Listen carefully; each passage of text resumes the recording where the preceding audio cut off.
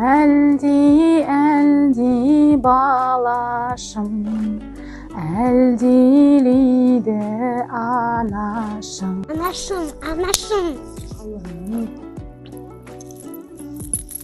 Өзімдікінде шашбауымды ошағыма салып қойдым.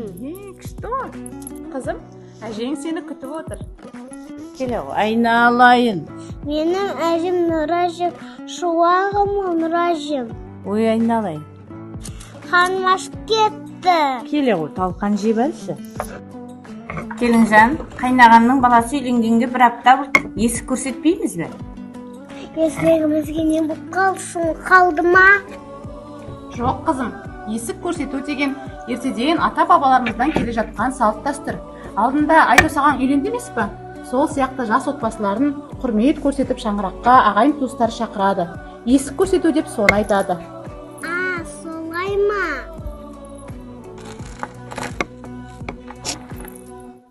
Талқан дәмдісін ай. Айналайын, талқан деген адамға күш қуат береді. Өте дәмді. Талқанды неден жасайды? Тардан жасайды ма? Әрине, талқанды тарыдан да бидайдан да жасайды. Тары мен талқанды қалай жасалатынын көргің келе ме? Тары ұлттық тағамдардың біріне жатады. Тарыдан талқан жасаймыз. Тарыны алдымен жақсылап жуып, суы мөлдір болғанша жуып аламыз. Сосын шиға жайып кептіріп, одан кейін барып қуырып, сосын ғана біздерге мынандай тас дермен керек. Мынау қышадан жасалған тас дермен ежелден келе жатқан біздің ұлттық құндылығымызға жатады. Бұл тас дерменнің үңгісіне тарымызды салып, қалты өте ауыр. Мына қыша тастың арасына салынған тары үгітіліп, астыңғы тастың астына талқан болып түседі.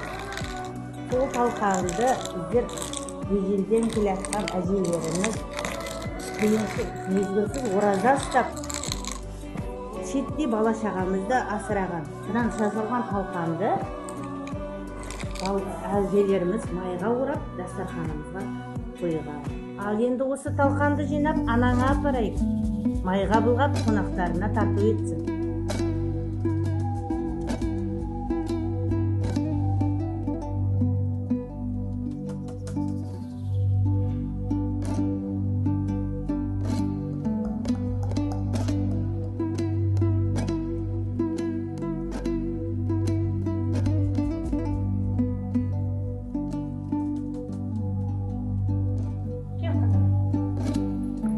Келінжан, талқаның да дайын болды.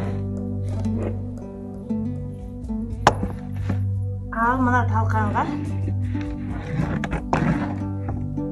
май былғап, жент жасап, ертең қонағына қоярсың.